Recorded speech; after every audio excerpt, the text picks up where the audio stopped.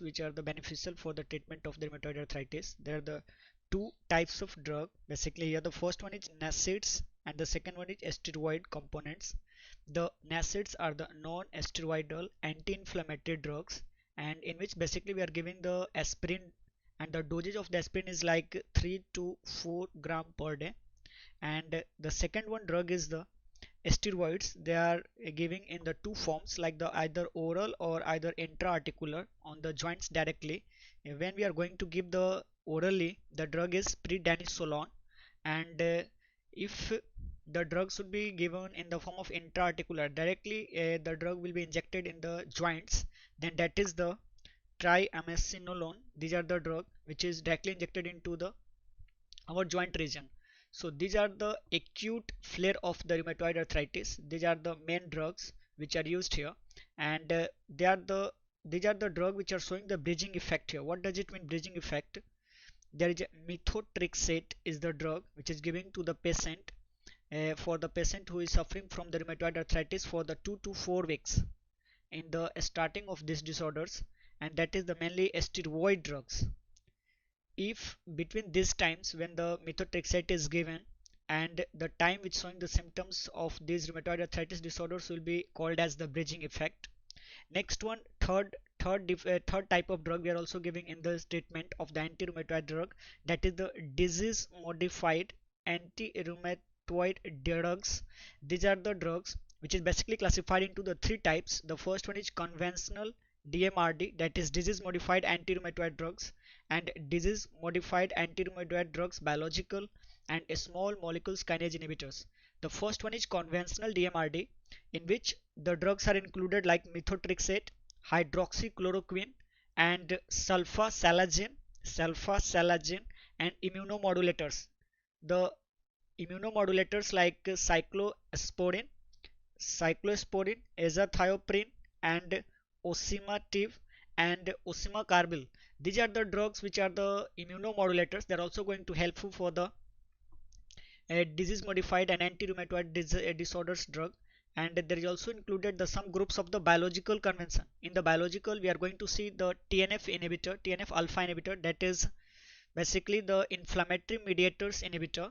The first one is infliximab and adalimumab, golimumab, etanercept, and centolizumab. These are the list of drugs which are going to inhibit our TNF-alpha, that is the inflammatory mediator substance. They are going to inhibited by these drugs. And there is abatacept, an interleukin first inhibitor. Interleukin first and interleukin 6 inhibitor drugs are also included inside the biological convention. The interleukin first inhibitor are the anakinra, and the interleukin 6 inhibitor like the tislelizumab and sarilizumab. Next one, like the CD20 inhibitors like the lixusumab. These are the all drugs are included inside the biological drugs are modified for the rheumatoid arthritis treatment. Next, third one is the small molecules kinase inhibitor, that is JAK inhibitors, and these are the Janus kinase inhibitor receptors. The first one is the tofacitinib and baricitinib and upadacitinib. These are the drugs are also useful for the treatment of the rheumatoid. Next, we can see here the down regulation of the immune system of these drugs like the biological and kinase inhibitor drugs. These are the down regulating. They are down regulating our immune system, so the chances of the opportunistic infections like the different types of bacterial, fungal, or the infections chances will be increased. So these drugs are contraindicated in each other. We are not going to combine these drugs and giving the same person, so we are contraindicating these drugs for the same person having two combinations. So we are not giving two drugs of the same group. Next, what are the guidelines? What are the guidelines for the treatment of the rheumatoid arthritis? How we are going to treat the patient who is suffering from the rheumatoid arthritis, and what are their guidelines? Here the main guideline, suppose that the some patient which is the naive patient means the some person which is some first time he is getting the treatment for the rheumatoid arthritis, then we are going to give the special drug, that is drug of choice, that is methotrexate plus combined with steroids. So these are the two drugs combination we are giving these patients who is first time taking the treatment for the rheumatoid arthritis, that is methotrexate and steroids. In next we can see, if the person is having no any response, there is no any response of these drugs like the methotrexate and steroids, there is no any response will be no any response will be given by this patient, then we can give the maximum dose of the methotrexate. We are going to increase the dosage of the methotrexate. If the person is also not responding, then we are going to add some drugs like the sulfasalazine and hydroxychloroquine. Either we can also add like the leflunomide, and if the patient is having not responding again, then we can also move for the biological drugs or the JAK inhibitor drugs. The biological drugs are giving, and if the patient is having no response, then we are going to also give the another biological drug. It means we are going to change the different biological drugs for the treating these patients. Why it's happening? Because the first we are giving the dosage of the methotrexate and steroids combinedly. If there is no a response will be appear from the patient, then we are going to add one more drug from the biological group, then one more drug that is higher potency or the higher efficacy drugs will be added. Next we can see the methotrexate and hydroxychloroquine. What are the major differences between them and how they are going to perform their action? The methotrexate is the drug which is going to inhibit the purine synthesis in our body. The mechanism of action of the methotrexate is the inhibition of purine synthesis, and they are basically toxicity. They are going to produce toxicity for the lymphocytes. So lymphocytes in our body will be produced or suppressed. Their formation will be going to suppressed. Second one, we can see there is an increase the adenosine amount will be increased, and it is the anti-inflammatory effect. The adenosine is an anti-inflammatory substance. If the adenosine amount will be increased, it leads to the anti-inflammatory effect will be decreased. It means they are also, and adenosine, so the methotrexate is having one more side effect, that is they causes hepatic fibrosis. So in the liver they are going to produce fibrosis, and the liver is going to fibrosed. Next we can see the what are the drug of choice. Drug of choice in the rheumatoid arthritis, this methotrexate drug we are going to give for the treatment of the rheumatoid arthritis, and this drug is also called as the anchor drug. This drug is associated with this disorder. We are going to give this drug is more specifically for the treatment of rheumatoid arthritis. What are the special side effect of these drugs? We can see here the side effect is like hepatotoxicity. As I told you already, the adenosine amount will be increased. It is anti-inflammatory effect showing, and it's also affect the liver by causing the fibrosis. Same here, the hepatotoxicity, they causes the liver cirrhosis, and the further on the liver failure. Next we can see the monitoring of ALT and AST. There is a alanine aminotransferase and aspartate transferase enzymes, and we can see there is every 3 months we are going to monitor the ALT and AST level of the liver enzymes. These are the aspartate aminotransferase or the alanine aminotransferase enzymes. We are going to monitor every 3 months for their values, and we are going to see if the patient is having higher amount, it means the liver damage will be appear. So we are going to monitor it. Next one is hydroxychloroquine. Hydroxychloroquine drug is going to perform the mechanism of action by the inhibiting the lymphocytes. So the lymphocytes amount will be not producing.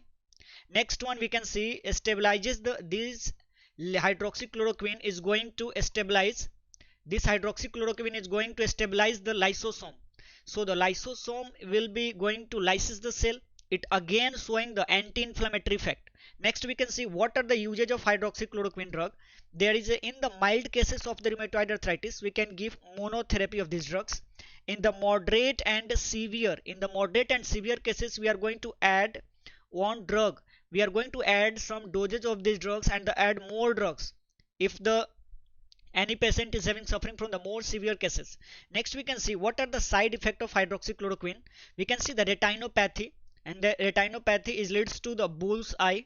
The appearance of eye is like bull. Next one, the doses. The dosage will be not more than 5 microgram per kg per day, and ophthalmological examination once in a year. If the any person taking hydroxychloroquine, then the person must to visit a ophthalmologist for the once a year for their seeing of the retinopathy in the bullseye appearance after the side effect of taking these drugs. Next one is sulfasalazine and TNF inhibitor, TNF-alpha inhibitors, and the sulfasalazine. Sulfasalazine is a hybrid drug, and it is also metabolizes into sulfapyridine and 5-ASA, that is amino salicylic acid. These are the two drugs that is metabolizes from the sulfasalazine, and the sulfapyridine is absorbed in the circulation, in the systemic circulation directly. The sulfapyridine is directly absorbed in the circulation, but the amino salicylic acid is not going to absorb in our circulation. So these drugs are used. Into the ulcerative colitis. If any patient suffer from the ulcerative colitis of the large intestine, so we can give these drugs. Next, we can see what are the mechanism of action of the sulfasalazine. They going to inhibit the T lymphocyte and B lymphocyte, and because of the inhibiting the T and B lymphocyte, they are showing the anti-inflammatory effect on our body. So the anti-inflammatory effect of the sulfasalazine is because of the inhibition of the T and B lymphocyte. Next one, what are the use of sulfasalazine? The sulfasalazine use is in mild cases, in moderate cases, and in severe cases. In mild cases, we are going to give monotherapy, but in the severe cases, we are going to, or severe or moderate cases, we are going to add on drugs. And next, we can see TNF-alpha inhibitor drugs. How we are going to see about the TNF-alpha drugs? They are giving on the basis of the route of administration of these drugs. Basically, the drugs are included in it, that is the adalimumab, infliximab. These are the drugs which are giving like intravenous route of drug administration. And next one is certolizumab and etanercept and golimumab. These are the drugs also giving by the route of subcutaneously. So the all five drugs like the adalimumab, infliximab, or the certolizumab, or the etanercept and the golimumab, these are the drugs which are also giving by the subcutaneous route. But out of these five, the two drugs like the adalimumab and the infliximab, these are the drugs will be given by the intravenous route only. Next, we can see what are the usage of these drugs. What are the usage of TNF-alpha inhibitors? So we can see these are the drugs which we can use in the rheumatoid arthritis. It's important. We are going to discuss about the drugs, anti-rheumatoid drugs. So these are the drugs, of course, used into the rheumatoid arthritis. Next one is ankylosing spondylitis. These are the also orthopedic. In the orthopedics, these disorders are seen, that is ankylosing spondylitis. Next one is psoriasis. Psoriasis will be also treated by these drugs like the plague and arthritis. Next one is inflammatory bowel disorders or the diseases like the ulcerative colitis and Crohn's disease. These are also treated by these drugs. Next, we can see what are the side effects of these TNF-alpha inhibitors. So the TNF-alpha inhibitor side effects will be like gall. We can see like the gall, or we can say SLE. That is, gall stands for the G, that is GIT ulcers and perforations. These are the two side effects. Next one, O stands for the opportunistic infections like the reactivation of tuberculosis. If any person suffer from in the past history, any person suffer from the tuberculosis, so it's going to reactivate in this case. Next one, we can see the L stands for the lymphoma, the tumor, and melanoma, the tumor of the melanocytes, and they are the secondary cancers. They are going to activate again. So these are the drugs are cancerous drugs. They are the risk for the cancers in these drugs, and also there is a chances for the development of SLE, systemic lupus erythematosus, but it's very rare. Next, we can see what are the absolute contraindication of these drugs. What are the absolute contraindication of these drugs? Basically, is the congestive heart failure, like the class 3rd and 4th drugs are contraindicated here, and hepatitis B. In hepatitis B, we are also not going to give these drugs. So these are the absolute contraindication for these patients. Next, we can see the interleukin 1st inhibitor, interleukin 6th inhibitor, and abatacept. These are the some group of drugs in which we can see the first one, interleukin 1st inhibitor, like the anakinra. Anakinra is the drug is not preferred now because it is the least effective. It is the least effective biologically drugs in the rheumatoid arthritis, so we are not going to use now. Next, we can see the interleukin 6 inhibitors. Interleukin 6 inhibitors like the tocilizumab, like these are the drugs will giving into the juvenile idiopathic arthritis in the children's. And next one is the sarilizumab. These are also used in the resistant cases. If any person is resistant to the several drugs of the rheumatoid arthritis, so we are going to these drugs like the interleukin 6 inhibitors like the sarilizumab. And next, we can see abatacept. Abatacept drug is the mechanism of action is going to inhibit the CD80 or the CD86 that is inhibited. These are the CD80 or CD86 are going to activate the T lymphocytes in our body. These are important components for the activation of the T lymphocytes. So these are going to inhibit. It means the T lymphocytes is not going to activate. So it's going to down regulating the lymphocyte activation. So the lymphocyte is not going to activate it, and that's why it's used in the rheumatoid arthritis. And betasept is the also used in the graft versus host disorders or the graft versus host diseases. Next we can see the JAK inhibitor. The JAK inhibitor, Janus kinase inhibitor, in which the first one is tofacitinib and baricitinib. Tofacitinib is the oral drug. Tofacitinib is the oral drug. It is used in the treatment of rheumatoid arthritis, psoriatic arthritis, and ulcerative colitis. So in these three disorders like the rheumatoid arthritis, psoriatic arthritis, and the ulcerative colitis, these drugs are used. No, these drugs are not effective in the Crohn's disorder. In Crohn's, these drugs are not effective. So what are the drugs which is effective in the Crohn's? We already see above. Now we can see the next one, baricitinib. Baricitinib or upadacitinib. These are the two recent drugs which are approved only for the rheumatoid arthritis till now. So what are the drugs which are approved only for the rheumatoid arthritis? That is baricitinib and the upadacitinib. These are the two drugs. They are the recent drugs. They are basically only used for the treatment of the rheumatoid arthritis only. Next we can see what are the mechanism of action of these drugs. What drugs? That is the JAK inhibitor drugs. How they are going to inhibit or how they are going to perform their action. They are going to inhibit the Janus kinase receptors, and they inhibit the proliferations of the T lymphocytes or the lymphocytes and erythrocytes. So the lymphocytes and erythrocytes proliferation will be decreases, inhibited. It means they are going to down regulate the system, down regulate our immune system. So the down regulation of immune system leads to the decreasing the number of the lymphocytes and erythrocytes. And next we can see what are the side effects. What are the side effects of these drugs? Side effect of drug is the opportunistic infections will be seen. It means the infection will be increased, the chances of infection increase. Next we can see the secondary cancers will be developed. It means the past history of the any cancer is going to develop again or the reactivated in the patients, like the melanoma, like the skin cancer melanoma. Next one we can see in GIT. In GIT there is a perforation and ulcers can be seen after the taking these drugs. And next one is hyperlipidemia. The amount of lipids will be increased in our blood.